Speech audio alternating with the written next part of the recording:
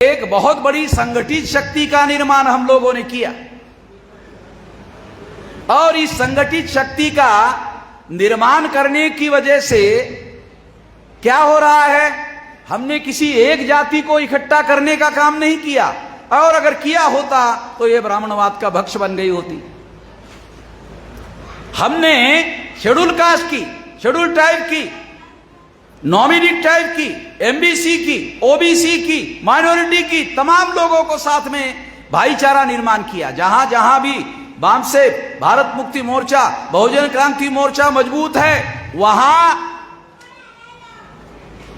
ब्राह्मणवादी लोगों को फसाद करने के लिए मुसलमानों के विरोध में आदमी नहीं मिल रहे। आजकल आप लोग देख रहे हैं फसाद करने की बहुत कोशिश हो रही, मगर हो नहीं रहा है। हो रहा है? हो नहीं रहा, क्योंकि आदमी नहीं मिल रहे। ब्राह्मण जाके मुसलमान के घर पर हमला नहीं कर सकता, इसकी इतनी औकात नहीं है। वो तो SC ST OBC के लोगों को सामने कर देता है।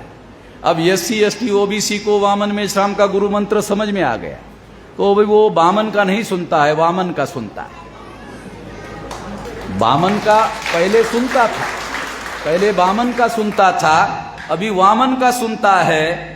तो वामन का ना सुनने से फसाद नहीं हो रहे, क्योंकि फसाद करने के लिए मैन पावर चाहिए, फसाद करने के लिए SC ST OBC चाहिए, वो मिल नहीं रहा है। सारे देश भर में मस्जिदों का मामला, भोंगे का मामला, पोंगे का मामला हले खड़ा कर रहे हैं, मगर हो नहीं रहा है। सारे देश भर में कर रहे, कोशिश कर रहे, हो नहीं रहा है। किसी ब्राह्मण को मुसलमानों के बस्ती पर जाके हमला करने की औकात नहीं है। ये तो SC ST OBC के लोगों को करते थे इस्तेमाल, अभी वो इस्तेमाल होने के लिए तैयार नहीं है। इस वजह से फसाद हो नहीं रहा है। तो मुसलमानों को भी मैं खास बात समझा रहा हूं कि मुसलमानों को भी SC ST OBC के लोगों को जगाने में मदद करना चाहिए। क्यों? जितना ज्यादा SC ST OBC के लोग ब्राह्मण के जाल से मुक्त हो जाएंगे, उतना मुसलमानों की समस्या का समाधान हो जाएगा। है समझ में? जब एक भी आदमी फसाद करने के लिए उपलब्ध नहीं होगा तो मुसलमान निश्चिंत होकर सो सकता है। अगर मुसलमान SC ST OBC को जगाने के लिए मेहनत करेगा, कोशिश करेगा, तो फसाद करने के लिए आदमी ही नहीं मिलेगा, तो मुसलमान निश्चिंत सो सकता है। नहीं तो रात में मुसलमानों को सोने के लिए बहुत बड़ी समस्या होती है कि पता नहीं साला रात में क्या होगा। मैं आपको इलाज बता रहा हूं, बीमारी आपको मालूम है, मैं इलाज बता रहा हूं। इलाज बहुत ज्यादा जरूरी होता है, तो उस पर हम लोग काम कर रहे हैं। और इस वजह से इस देश में ये जो संगठित शक्ति हमने निर्माण की, इस संगठित शक्ति का हम लोगों ने, आपको प्रयोग के तौर पर अगर जानकारी चाहिए तो हमने इसका कितनी बड़ी संगठित शक्ति हो गई है, तो हमने इसका भारत बंद करने के लिए इस्तेमाल किया। भारत बंद कोई गली मोहल्ला बंद करना नहीं है। कितना भारत बड़ा है भाई, 36 राज्य हैं देश के, 36 राज्य और केंद्र शासित मिलकर 36 स्टेट है। अगर कश्मीर से कन्याकुमारी फ्लाइट में जाना है तो कम से कम 5-6 घंटे लगते हैं। आप अंदाजा लगाओ कितनी भूमि है, इतनी ज्यादा भूमि है। और इस वजह से मैं आपको बता रहा हूं, छोटा मोटा देश नहीं है। और इस वजह से जब हम भारत बंद करते हैं तो आपको बताता हूं, उदाहरण के लिए बताता हूं, 5 मार्च 2019 को हमने 13 पॉइंट रोस्टर के विरोध में भारत बंद किया, 200 पॉइंट रोस्टर लागू करने के लिए। ये रिजर्वेशन का मामला था, इस वजह से मुसलमान इसमें शामिल नहीं हुए, केवल SC ST OBC के लोग शामिल हो गए। तो ये रोस्टर का मामला हल हो गया और नरेंद्र मोदी को पार्लियामेंट में कानून पास करना पड़ा। आप जानते हो नरेंद्र मोदी कितना अकड़ू आदमी है? नरेंद्र मोदी कितना अकड़ू आदमी है। किसानों की तीनों कानून पीछे ले लिया, मगर एक भी किसानों से बात नहीं की। इतना अकड़ू आदमी है। कानून पीछे ले लिया मगर बात नहीं की किसानों से, इतना अकड़ू आदमी है।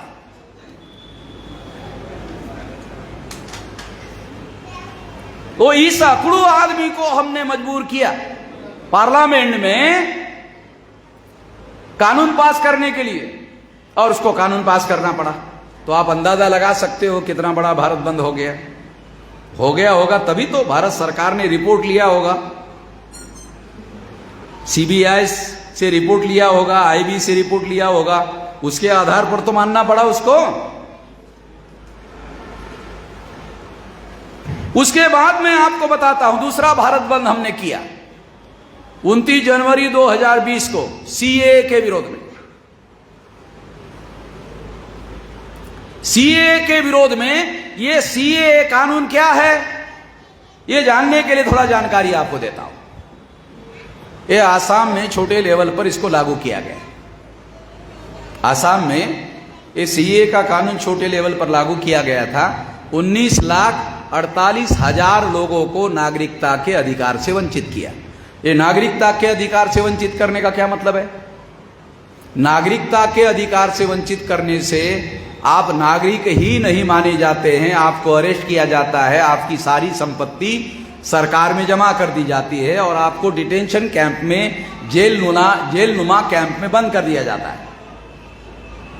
ये काम 19,48,000 लोगों के रेफरेंस में होने जा रहा था। उसमें मुसलमान कितने थे? अरे सुनो, आपस में लड़ाई झगड़ा मत करो, कम से कम यहां मत करो, वहां जाओ, बस्ती में जाके करो। वो यहां कम से कम मेरे पास तो कम से कम इकट्ठा रहो, बाकी अपने बस्ती में जाके झगड़ा करो।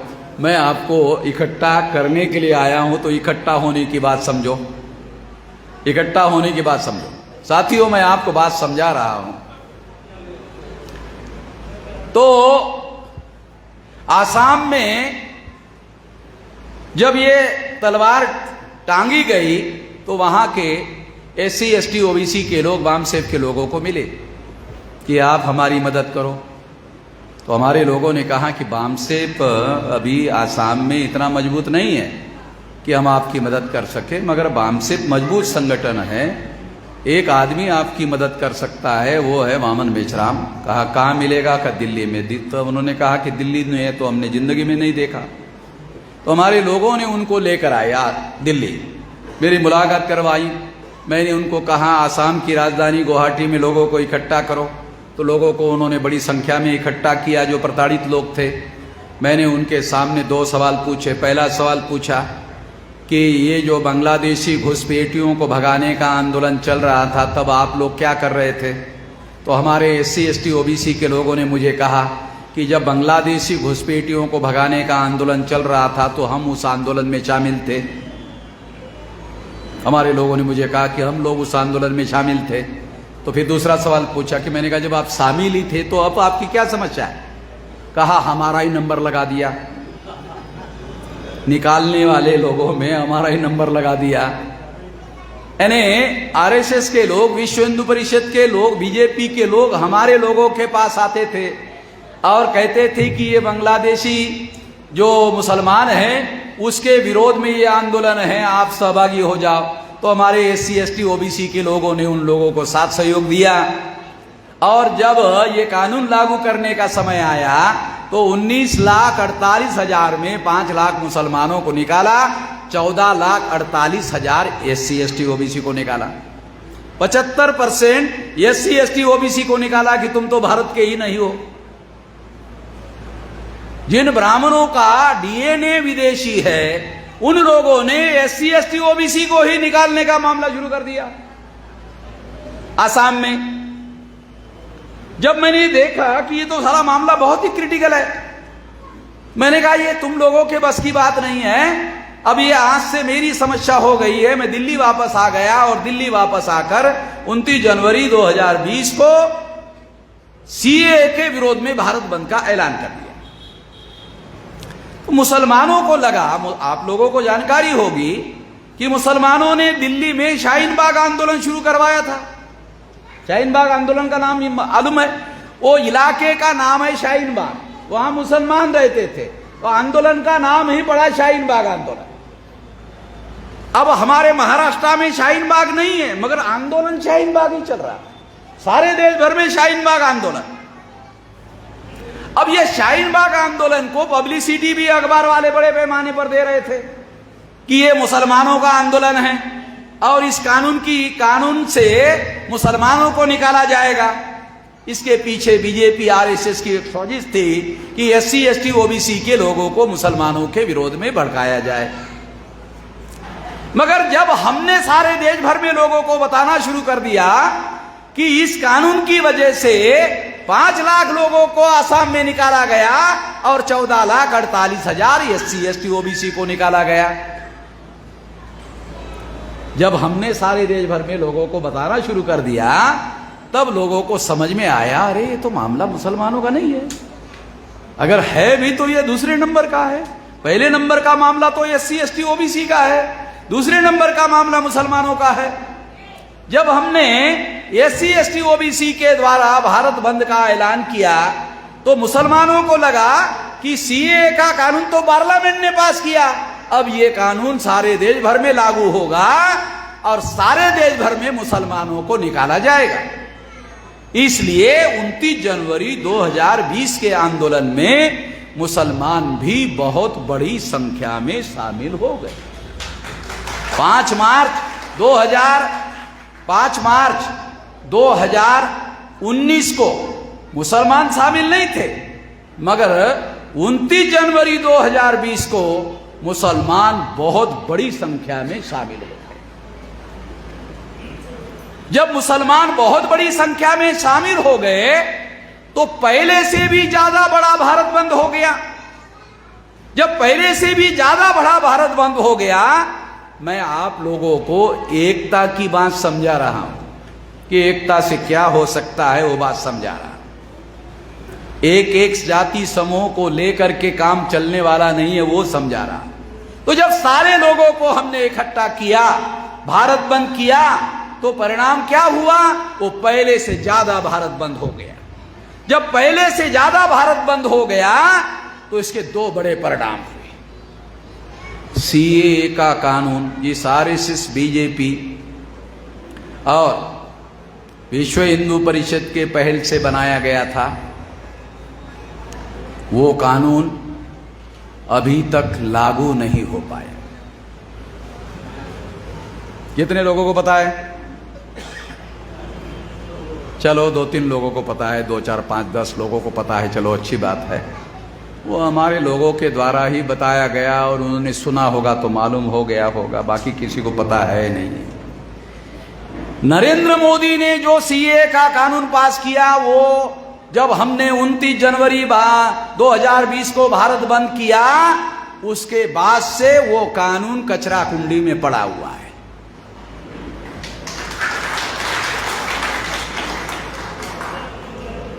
ये भारत बंद की वजह से, समझ रहे हो? अकेले शाहीन बाग वाले आंदोलन कर रहे थे, अकेले। ध्यान से सुनो, बहुत खास बात बता रहा हूं, समझ में आने के लिए थोड़ा दिमाग आपके पास जो थोड़ा बहुत बचा हुआ है उसका उपयोग करो, जो समझा रहा है। अकेले शाहीन बाग वाले मुसलमान जब इस कानून का विरोध कर रहे थे तो देश में हिंदू मुसलमान का मामला खड़ा हो रहा था। जब हिंदू मुसलमान का मामला खड़ा होता है तो बीजेपी को फायदा होता है, आरएसएस को फायदा होता है, विश्व हिंदू परिषद को फायदा होता है। जब हिंदू मुसलमान का मामला खड़ा हो जाता है तो आरएसएस, बीजेपी को फायदा होता है। तो शाहीन बाग के आंदोलन से हिंदू मुसलमान हो रहा था, मगर जब हमने एससी एसटी ओबीसी की तरफ से पहल की और भारत बंद का ऐलान किया और मुसलमानों ने साथ दिया, तो एससी एसटी ओबीसी प्लस मुसलमान, ये भारत बंद हो गया। जब भारत बंद हो गया तो शाहीन बाग वाले आंदोलन ने जो कानून का हश्र करना चाहिए था वो नहीं हुआ। जब हमने भारत बंद किया तो वो कानून कचरा कुंडी में जाके पड़ा। शाहीन बाग से तो उनको फायदा हो रहा था क्योंकि वो केवल मुसलमानों का आंदोलन था और मुसलमानों के आंदोलन से हिंदू मुसलमान मामला बन रहा था, आरएसएस को फायदा हो रहा था। मगर जब एससी एसटी ओबीसी के लोगों ने पहल करके भारत बंद किया और मुसलमानों ने समर्थन दे दिया, तो एससी एसटी ओबीसी एक तरफ और दूसरी तरफ मुसलमान सारे इकट्ठा आ गए इसका परिणाम ये हुआ कि सीए का कानून अभी भी कचरा कुंडी में पड़ा हुआ है। हो गया, मुसलमानों को फायदा हो गया। मुसलमानों को खास तौर पर, इधर ज्यादा संख्या नहीं है, 10-5 लोग है, 10-5 मुसलमान है। मुसलमानों के सारे लोग 100% मिलाकर भी नहीं कर सकते थे। 100% मुसलमान इकट्ठा होकर भी जो कर नहीं सकते थे वो हमने करके दिखाया। क्योंकि जितने ज्यादा मुसलमान सड़कों पर उतरते उतने ज्यादा हिंदू इकट्ठा हो जाते। आया, समझ में आया? और जितने ज्यादा हिंदू इकट्ठा हो जाते उतना ज्यादा मुसलमान का संकट बढ़ जाता। मैं हिंदुओं से निकाल रहा हूं SC ST OBC को अलग, और कह रहा हूं ये हिंदू नहीं है। और ब्राह्मणों को चुनौती देके कह रहा हूं कि तुम्हारे कौन से धर्म ग्रंथों में SC ST OBC हिंदू लिखा हुआ है, बताओ। किसी मुसलमान को पता नहीं है। मुसलमानों को पूछो तो कहता है SC ST OBC हिंदू है। उसको ये समझ में ही नहीं आता कि SC ST OBC को हिंदू कहने से मुसलमान हमें RSS के कैंप में ढकेलने का काम करते हैं। ये उनको समझ भी नहीं आता चौधरी साहब। राजनीति है, इतना आसान मामला नहीं है कि समझ जाए।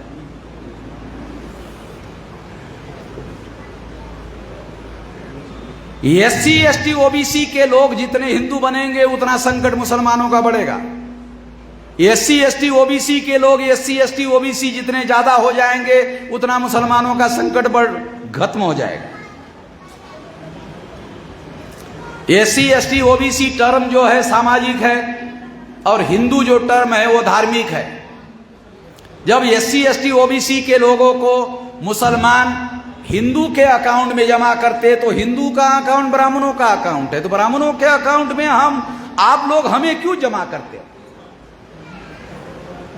संविधान ने हमें शेड्यूल कास्ट के नाम पर अधिकार दिया, शेड्यूल ट्राइब के नाम पर अधिकार दिया, OBC के नाम पर अधिकार दिया। जब आप SC ST OBC खत्म करके हिंदू बनाओगे साले हमारे अधिकार खत्म हो जाएंगे। जब हम हिंदू बनते हैं तो अधिकार खत्म होते हैं, SC ST OBC बनते हैं तो अधिकार मिलते हैं। ये व्यवस्था बाबा साहब आंबेडकर ने बना के रखी हुई है। ये मैं आपको समझा रहा हूं, ये कोई समझाने वाला नहीं देश में। मेरे अलावा किसी को समझ भी नहीं आता तो समझाएगा क्या?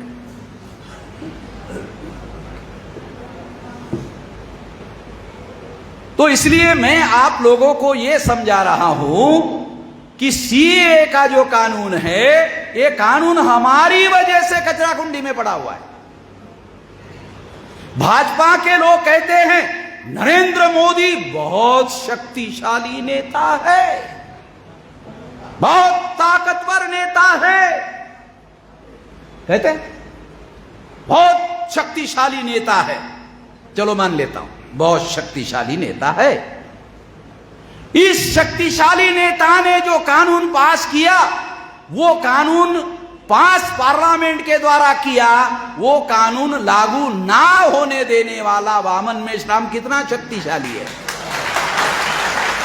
अगर आप चाहते हैं गरीब हर वंचित इंसान की आवाज आप तक पहुंचे तो हमारे चैनल को सब्सक्राइब करें और बेल आइकन का बटन दबाना ना भूलें। देखते रहिए बहुजन हलचल न्यूज।